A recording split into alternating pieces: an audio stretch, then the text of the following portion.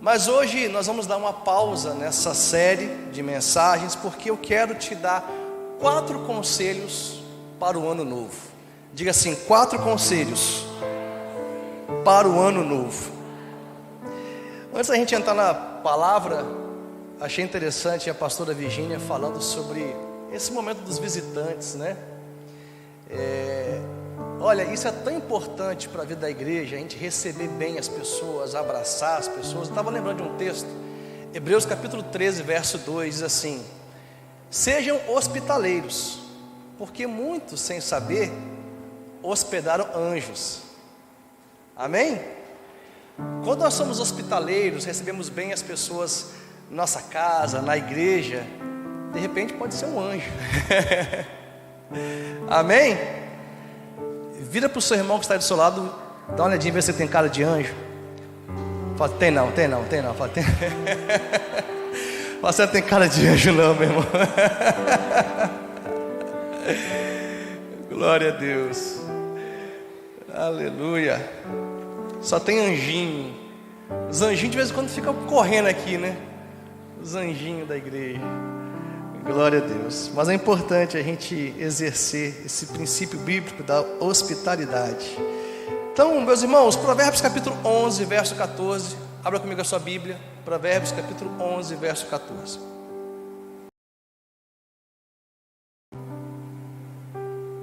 Na correria para vir para a igreja hoje, trazendo as sacolas de compra do café da manhã, esqueci minha mochila em casa com a minha Bíblia, mas hoje a pregação vai ser ungida, gente. Estou pregando com a Bíblia do pastor Eldo.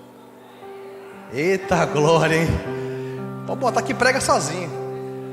Tem história. Já abriu quantas igrejas essa Bíblia, pastor? Um monte, né? Glória a Deus. Então pode ficar tranquilo, só recebe que a palavra vai ser abençoada, amém? Provérbios capítulo 11, verso 14. Projeto para nós, para lermos juntos.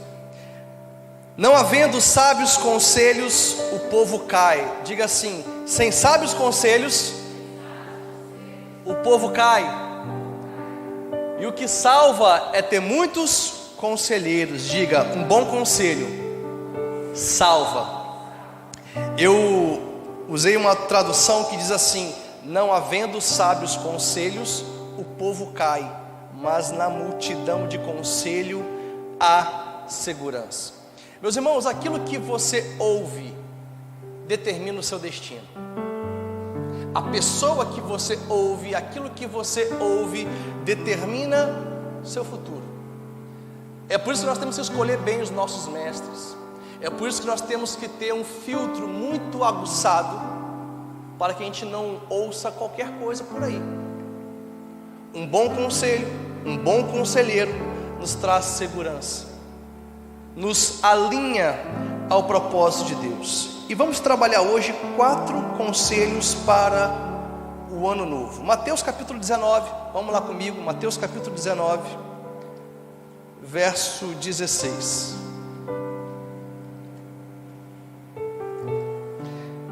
Quem achou, diga: eu vou para o céu. Quem não achou pode dizer: eu estou indo, pastor. Mateus capítulo 19, verso 16, diz assim a palavra do nosso Deus: eis que alguém se aproximou de Jesus e lhe perguntou: mestre, que farei de bom para ter a vida eterna? Respondeu-lhe Jesus: por que você me pergunta sobre o que é bom? Há somente um que é bom. Se você quer entrar na vida, obedeça aos mandamentos. Quais? Perguntou ele. Jesus respondeu: não matarás, não adulterarás, não furtarás, não darás falso testemunho, honra teu pai e tua mãe, e amarás o teu próximo como a ti mesmo. Disse-lhe o jovem: a tudo isso tenho obedecido, o que me falta ainda? Jesus respondeu: se você quer ser perfeito, vá, venda os seus bens e dê o dinheiro aos pobres, e você terá um conselho, um tesouro nos céus. Depois venha e siga-me. Ouvindo isso, o jovem afastou-se triste, porque tinha muitas riquezas. Meus irmãos, será que é possível alguém ouvir a palavra de Jesus e sair triste? Esse jovem se aproxima de Jesus, querendo saber o que ele tinha que fazer para herdar a vida eterna. E Jesus libera uma palavra de destino, uma palavra que iria determinar o seu futuro. Mas esse jovem, ao ouvir as palavras do mestre, ele foi embora triste. É possível alguém ouvir a palavra de Jesus e sair triste, porque o problema, irmãos, não está em quem fala, não está no que é falado, no que é pregado, mas em quem ouve. Quando nós olhamos para os fatos que têm acontecido nos dias de hoje, eu chego à seguinte conclusão: se Jesus estivesse na terra hoje, em carne e osso, e ele pastoreasse uma igreja, muitas pessoas não congregariam na igreja de Jesus, sairiam da igreja de Jesus atrás de movimentos, sairiam da igreja de Jesus insatisfeitos com a palavra, buscando outras revelações. Sabe por quê, irmãos? As pessoas hoje, infelizmente, estão em busca de uma mensagem que as faça se sentir bem, onde na verdade elas deveriam estar buscando uma mensagem genuinamente verdadeira. Sabe por quê? Jesus, em João 14, verso 6, diz o seguinte: eu sou o caminho, a verdade e a vida. Diga assim: Jesus é o caminho, a verdade e a vida. Você já reparou nesse texto que entre o caminho e a vida tem uma verdade? Diga assim: entre o caminho e a vida tem uma verdade. Sabe o que isso significa? Se você trilha o caminho da verdade, isso te conduz à vida. Por mais que seja um caminho desconfortável, mas você sabe que está te conduzindo à vida. Mas se você trilha o caminho da mentira, o caminho do engodo de Satanás, o caminho da ilusão de Satanás, seu destino é morte.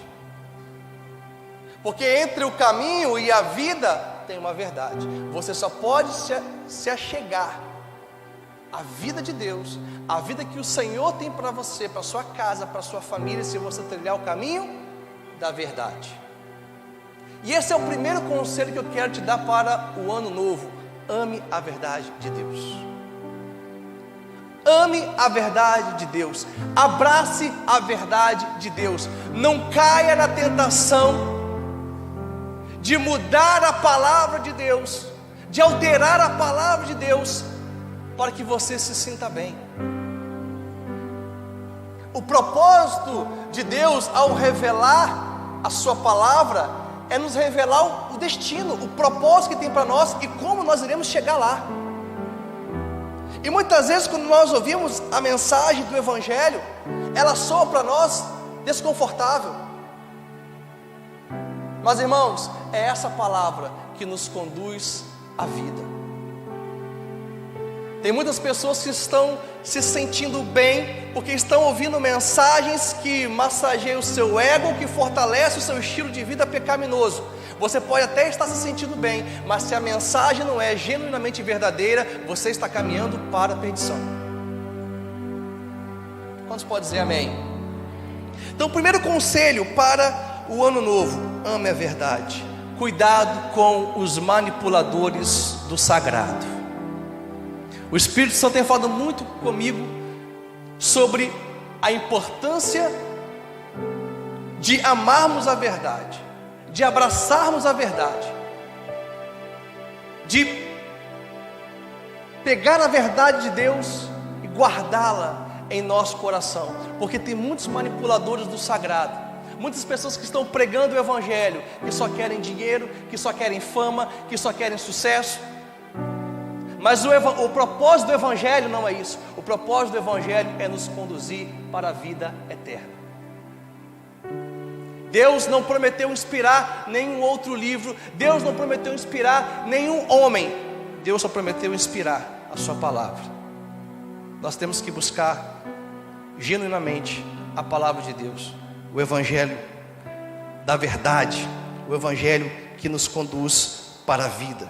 Então, o primeiro conselho para esse ano: abrace a verdade. Entre o caminho e a vida tem uma verdade. Amém, meus irmãos? Diga assim: entre o caminho e a vida tem uma verdade. Glória a Deus. Glória a Deus. Segundo conselho está vinculado com José.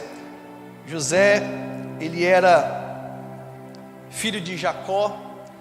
E você sabe que José foi vendido pelos seus irmãos. Ele sai de casa quando ele tinha 17 anos. Ele cresceu longe da sua casa, da sua família, dos seus pais. Ele foi parar no Egito, na casa de Potifar. Ele viveu 10 anos na casa de Potifar. Ali na casa de Potifar, ele foi acusado de ter tentado se relacionar com a esposa de Potifar. Potifar mandou ele para a cadeia. Ele passa 3 anos na cadeia. Depois, quando ele sai da cadeia, Deus o levanta e coloca José como governador sobre todo o Egito. E quando ele tinha 30 anos de idade, chegou um tempo na terra que houve muita fome. Sua família, seus irmãos foram ao Egito buscar alimento. Quando José se deparou com seus irmãos, toda dor de uma história sofrida, toda dor de ter vivido longe do seu pai, da sua casa, veio à tona. Quando ele se depara com seus irmãos, José começa a chorar. Ele grita muito alto, de dor. Mas em Gênesis 45, verso 3, José fala algo interessante. Em meio àquele processo de dor, de sofrimento, ele dá um berro: eu sou José. Eu sou José. Ele tira o seu turbante, porque ele já estava, as vestes já eram cultural, as vestes já eram egípcias que ele usava. Ele tira o seu turbante e fala: eu sou José. Sabe o que José estava dizendo? A minha história de dor, a minha história de sofrimento, tudo que eu passei na minha vida não mudou a minha identidade. Eu continuo sendo José. Eu continuo tendo a mesma essência. Eu continuo sendo aquele que confia nas promessas do Senhor, que crê em Deus. Eu cresci no Egito, mas o meu Deus continua o mesmo. O meu Deus é o Deus de Abraão. O meu Deus é o Deus de Isaac. O meu Deus é o Deus do meu pai Jacó. Pastor, qual que é o segundo conselho para o ano novo? Não permita que a sua história de dor mude a sua essência. Não permita com que os problemas roubem a sua identidade. Muitas vezes o que o diabo quer ao levantar barreira, objeções no seu caminho, é roubar você de Deus. Porque quando você fica ressentido, magoado, quando você fica abatido, quando você perde a esperança, o diabo está querendo roubar você de Deus, querendo roubar a sua identidade, a sua essência. Irmãos, esse é o conselho que eu quero te dar para 2024. Não permita com que a sua história de dor, de frustração, de decepção mude quem você é. Você é filho de Deus e sempre será. Quantos podem dizer amém? Você é filho de Deus. Não permita com que as circunstâncias contrárias roubem a sua essência. Eu gosto muito, irmãos, de falar sobre prosperidade, porque eu tenho um entendimento diferente do que seja prosperidade. Prosperidade não é você conquistar, prosperidade é você não perder. Paulo diz assim: combati o bom combate, completei a carreira, guardei a fé. Diga assim: guardei a fé. Sabe o que Paulo está dizendo? Eu passei por muitas lutas, por muitas tribulações, por muitas adversidades, mas eu guardei a minha fé. Eu não permiti com que essas coisas roubassem a minha fé. Isso é prosperidade. Prosperidade não está ligado com aquilo que você conquista. Prosperidade está ligado com aquilo que você não perde ao passar por dificuldades. E esse é o grande lance do Evangelho, irmãos. É a gente passar pelas lutas, pelos problemas, pelas adversidades e poder dizer como Paulo: completei a carreira, guardei a fé. Eu guardei a minha fé, eu guardei a minha paz, eu guardei a minha esperança. Eu continuo sendo o mesmo. A minha identidade não foi tocada, a minha essência não foi tocada. Eu sou filho de Deus e eu continuo crendo nas promessas do meu Deus. Você pode dizer amém? Isso que é prosperidade, é não perder. Dentro do contexto, a prosperidade também te faz avançar, porque quando você não perde, você avança. Quando você não deixa o inimigo tocar na sua fé, você rompe as cadeias. Mas a gente precisa entender que prosperidade é não perder. Guardei a fé, que em 2024 você possa chegar ao final do ano dizendo: guardei a fé. Guardei a fé. As lutas vieram, os problemas se levantaram, as circunstâncias foram adversas, mas eis-me aqui, Senhor. A minha identidade não foi tocada, a minha essência não foi tocada. Eu continuo crendo. A fé está aqui, ó, guardada no meu coração. Pode aplaudir o Senhor com alegria, com fé.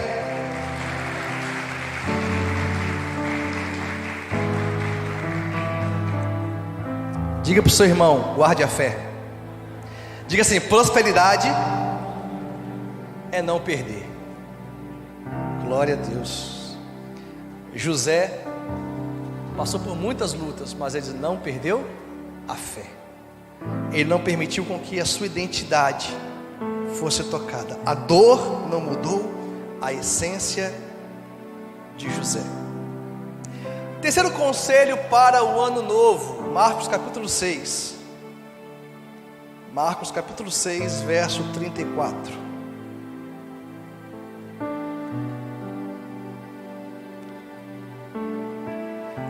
Quando Jesus saiu do barco e viu uma grande multidão, teve compaixão deles, porque eram como ovelhas sem pastor. Então começou a ensinar-lhes muitas coisas. Já era tarde, diga assim: já era tarde. E por isso seus discípulos aproximaram-se dele e disseram: este é um lugar deserto e já é tarde. Manda embora o povo para que possam ir aos campos e povoados vizinhos comprar algo para comer.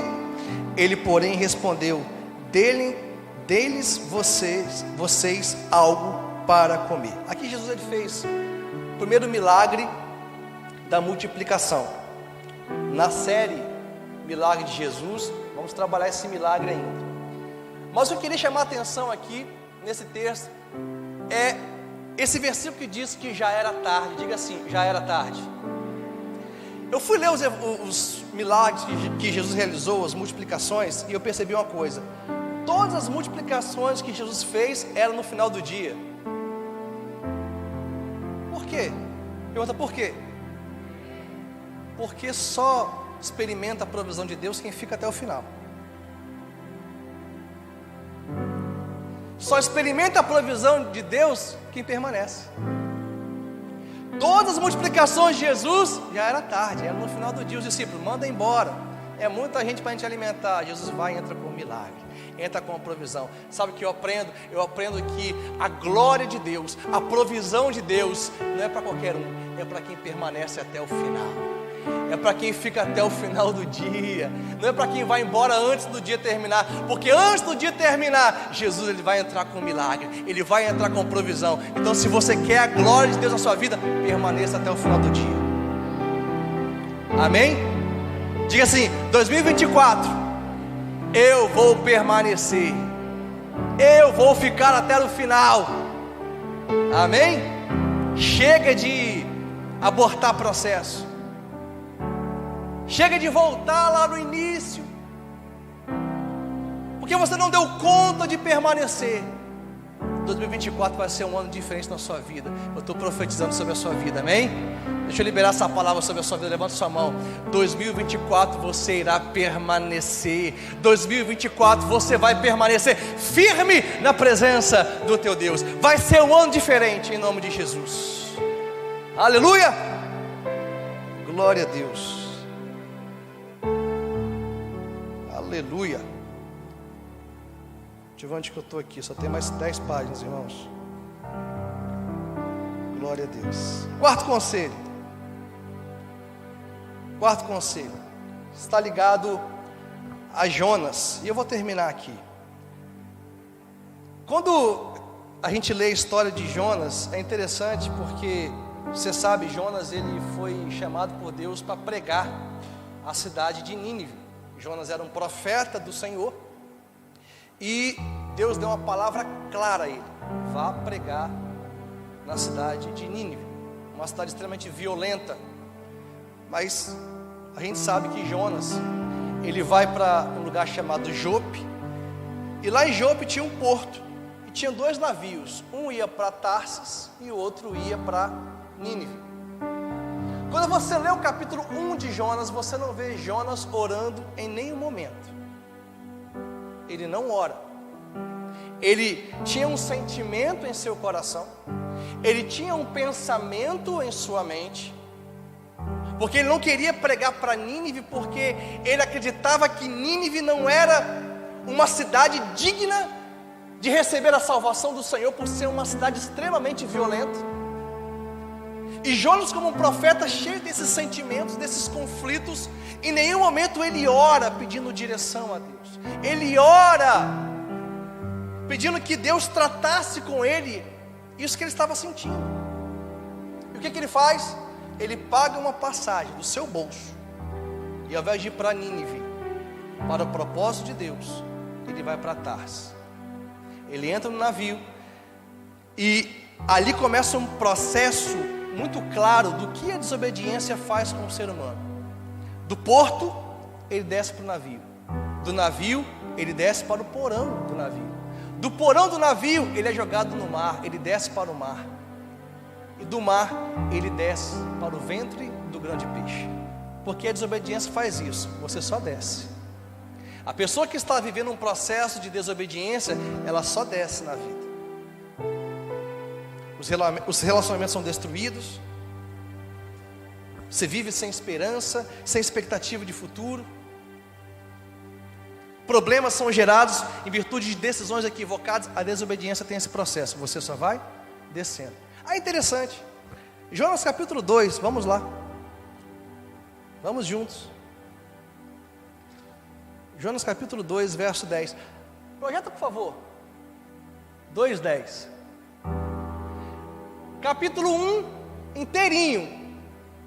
Jonas não ora.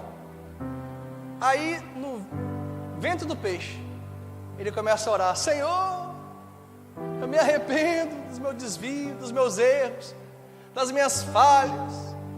Eu vou pregar em Nínive. Porque tem gente que é assim, só ora na aflição. Sabe o que o Espírito Santo tem falado no meu coração? A nossa oração não pode nascer da aflição, tem que nascer da nossa afeição a Deus. Quem só ora movido por aflição, vive de problema em problema, de crise em crise, de adversidade em adversidade, quando na verdade o propósito de Deus é que a gente viva de glória em glória. Mas para você viver de glória em glória, você tem que orar não só por aflição, mas em virtude da sua afeição a Deus e a sua palavra. Quem está entendendo? Esse é o 4º conselho que eu gostaria de te dar. A oração não pode ser algo somente para os momentos de emergência. A oração tem que ser uma prática diária, tem que ser o parâmetro da nossa vida. Jonas, ele só orou na adversidade, só orou no problema, só orou no ventre do grande peixe. Aí olha que interessante. Quem orou? Foi quem que orou, gente? Jonas. Deus tem que responder para quem? Para quem? Não, Jonas orou. Deus vai responder para quem, naturalmente? Para Jonas. E o Senhor falou com quem? Por que Deus não respondeu para Jonas? Jonas orou, mas Deus falou para você: eu vou falar com o peixe, porque eu sei que o peixe vai me obedecer.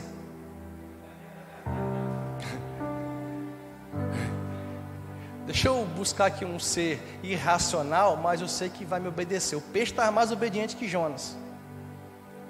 Às vezes a gente quer receber uma palavra de Deus, a gente quer receber o novo de Deus, mas você não obedeceu o que Deus falou com você lá atrás. Amém? Você quer o novo de Deus neste ano? Então obedeça aquilo que Deus já falou com você lá atrás. Não existe o novo sem obediência àquilo que Deus te pediu lá atrás. Sempre que nós não somos obedientes a Deus, isso faz com que Deus cesse a sua palavra em nossa vida. Deus teve que falar com um grande peixe. Por quê? Porque havia uma predisposição do peixe de obedecer a Deus. Jonas estava ainda... A oração de Jonas foi por obrigação. Ele orou porque não tinha outra coisa a fazer. Aí interessante, e Deus falou com o grande peixe, e este vomitou Jonas aonde? Na terra. Que terra? Nínive. Tem pessoas que acham que Deus colocou Jonas em Nínive. Não, Nínive não tem praia. Você sabia disso? Nínive não tem praia. Então o grande peixe não pôde colocar Jonas na terra de Nínive.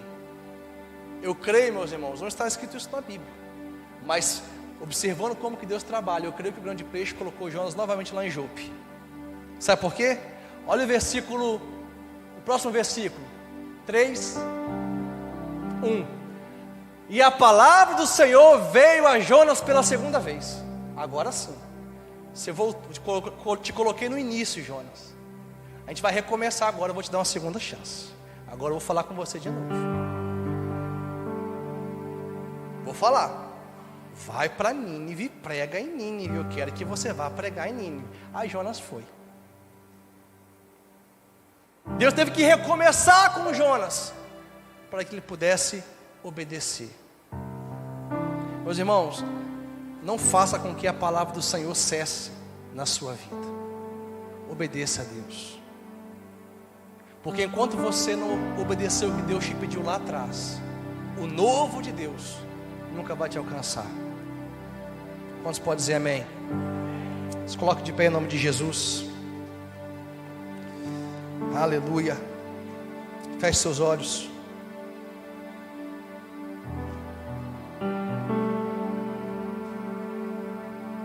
Diga assim: Senhor, eu não quero que a sua palavra passe de mim. Fala, eu quero que a sua palavra seja liberada dia após dia sobre o meu coração, em nome de Jesus. Quero que você orasse ao teu Deus nesse momento.